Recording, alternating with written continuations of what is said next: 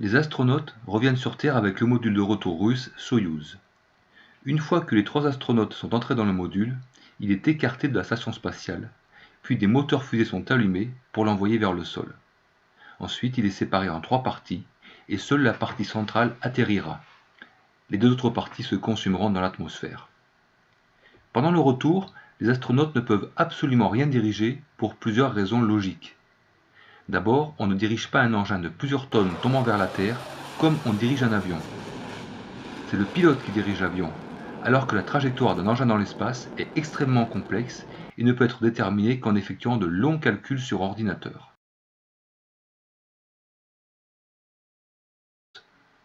Avec seulement 2 petits hublots latéraux, les astronautes ne peuvent pas diriger.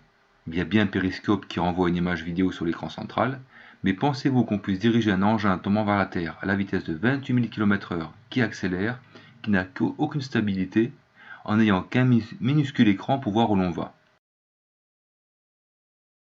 Un avion Rafale dispose d'un réacteur de 5000 kg de poussée et de plusieurs commandes de direction. Comment les astronautes font-ils pour diriger un engin tombant vers le sol à la vitesse de 28 000 km/h avec 10 petits moteurs de 10 kg de poussée chacun? D'accord, un Rafale doit vaincre la résistance de l'air alors que le module Soyouz évolue dans l'espace où il n'y a pas d'air, donc pas de résistance. Le Rafale vole à 1700 km/h. Le Soyouz pèse à peine moins lourd et tombe vers le sol à plus de 28 000 km/h. Il a une inertie énorme. Comment voulez-vous diriger un engin allant à une telle vitesse avec 10 petits moteurs fusées de 10 kg de poussée chacun?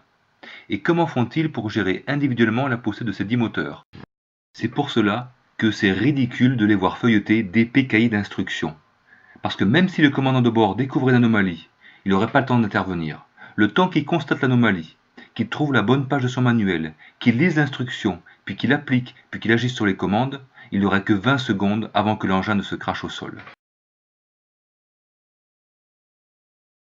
Le module de retour a la même vitesse que la station lorsqu'il en est séparé, 28 000 km/h.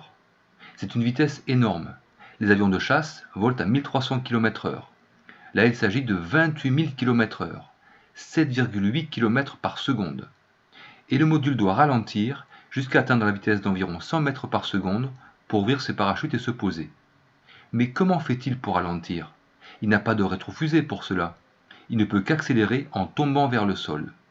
Selon la NASA, un plasma se formerait en haute altitude, ralentissant le module. Comme d'habitude, c'est impossible à prouver.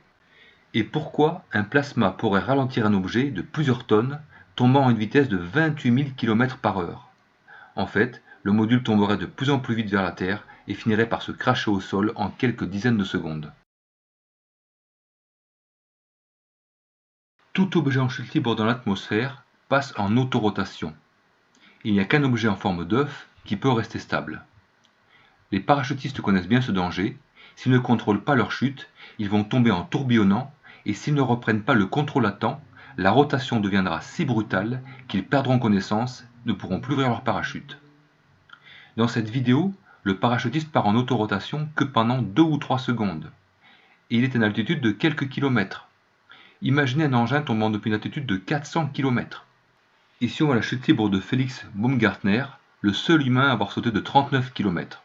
À cette altitude, il n'y avait pas assez d'air pour le soutenir et il est parti en autorotation, qu'il a réussi à contrôler ensuite parce qu'il a toute une procédure à suivre pour arriver à récupérer sa stabilité.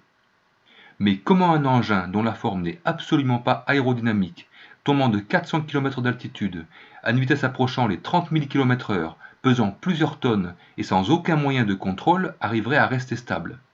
En fait, il tomberait en subissant des mouvements chaotiques tellement violents que cela tuerait les astronautes à l'intérieur. Ceux qui ont fait du parachutisme seront d'accord. Rien à voir avec la vidéo qu'on nous montre, où les astronautes sont tranquillement assis à regarder le panorama. Pourtant, ils tombent à maintenant plus de 30 000 km/h. Remarquez aussi les stries obliques sur le module pour montrer les traces de friction de l'air. Comme si cet engin était tombé en gardant toujours le même angle. Ben voyons. Personne ne sait comment se comporterait le module de retour en chute libre depuis la haute atmosphère, parce qu'il n'existe aucun moyen de faire des tests.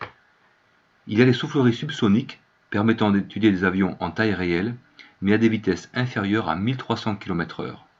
le module Soyouz tombe à 28 000 km/h en accélérant.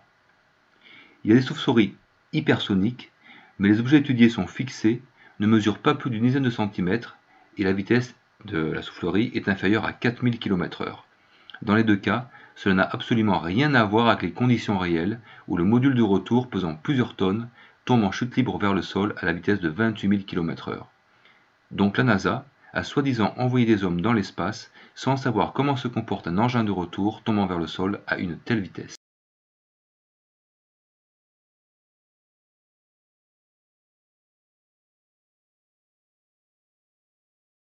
Le module de retour entre dans l'atmosphère avec une vitesse tellement élevée que le frottement avec l'air amène sa température à plusieurs milliers de degrés.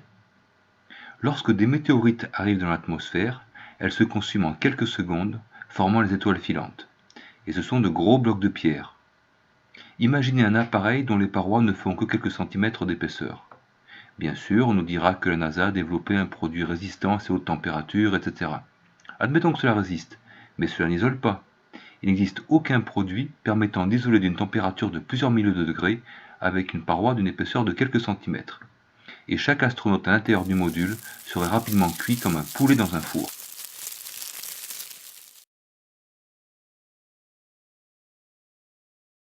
Aucun appareil habité n'a jamais dépassé la vitesse de 7000 km/h. L'engin qui aurait atteint la vitesse la plus élevée dans l'atmosphère terrestre serait le Falcon HTV-2, appareil sans pilote qui aurait atteint la vitesse de 21 000 km/h. Mais l'armée américaine en aurait perdu le contrôle après quelques minutes et il se serait écrasé dans l'océan Pacifique. Il y a aussi le X-43 dont la vitesse de pointe serait de 11 000 km/h. Mais c'est aussi un engin sans pilote qui n'atterrit pas et lui aussi a fini sa course dans l'océan Pacifique. Ces appareils restent de petits engins profilés pour se déplacer rapidement dans l'atmosphère. Cela n'a rien à voir avec la forme et la dimension du module de retour Soyouz qui ne peut tomber qu'en tourbillonnant. Le 3 octobre 1967, l'avion fusée X-15, volant à 7200 km/h, supportait une température de 1300 degrés. Cela a causé de nombreux dégâts. Mais depuis 1967, plus aucun de ces avions n'a jamais construit et n'a jamais volé. Pourtant, la NASA affirme qu'un engin entrant dans l'atmosphère à 28 000 km/h, avec 3 personnes à l'intérieur, arriverait à se poser en douceur sur Terre, alors qu'aucun humain n'a jamais réussi à voler à plus de 7000 km/h. Il n'existe qu'une seule vidéo prise à travers le hublot du module de retour. Il y aurait eu pourtant plusieurs centaines d'astronautes qui seraient revenus de la station spatiale avec ce module. Et une seule vidéo! Pourtant les caméras comme les GoPro prennent très peu de place et ont une excellente définition. Et on aurait bien aimé visionner les images de ce que voient les astronautes à travers le hublot pendant le retour. Mais il n'existe qu'une seule vidéo et elle ne résiste pas à l'analyse. Pourquoi cette unique vidéo est-ce qu'ils n'ont pas mis le son? À la place, ils nous mettent une musique de supermarché. Pourtant, la rentrée d'un engin à plus de 28 000 km/h dans l'atmosphère doit faire un bruit assez impressionnant. Pourquoi cette vidéo est si courte? La rentrée dans l'atmosphère dure plusieurs minutes, mais la vidéo ne dure que quelques secondes. Pourquoi on ne voit pas d'image de la Terre, on ne voit qu'un vague défilement de couleur orange? Preuve que tout ceci n'est qu'un montage, et réaliser un trucage vidéo ou un bruitage audio de la rentrée dans l'atmosphère est impossible.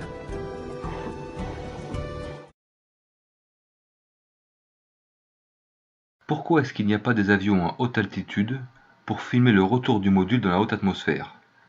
Cela devrait être un spectacle magnifique. Pourtant, la NASA sait exactement où doit arriver le module, puisqu'à peine celui-ci se pose, arrivent des hélicoptères et des 4x4. Les vidéos nous montrent bien le retour du module sur Terre, mais que dans les dernières secondes, que lorsqu'il se pose avec son parachute, avant on ne voit rien. Pourtant, la NASA nous montre une quantité incroyable de vidéos à l'intérieur de la station spatiale. Un tel déguisé en gorille, un autre se faisant un sandwich, d'autres qui jouent au ping-pong, d'autres qui jouent de la guitare, mais il n'y a pas une seule vidéo montrant la rentrée dans l'atmosphère, sur plus de 140 retours.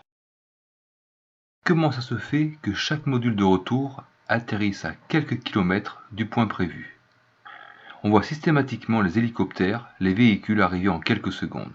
C'est impossible d'obtenir une telle précision avec un engin arrivant de plus de 400 km au-dessus de la Terre et après un déplacement de plusieurs milliers de kilomètres. Il y a trop de paramètres inconnus qui interviennent, la densité de l'air, les vents en haute altitude qui peuvent souffler à plus de 300 km/h. Et avec un écart de seulement 1 minute dans l'une des procédures, À cause de la rotation de la Terre, l'engin se poserait 500 km plus loin que le point prévu. Il faudrait alors plusieurs heures aux hélicoptères et encore plus aux véhicules pour arriver. Pourtant, ils sont toujours là exactement là où le module atterrit. Quelle précision!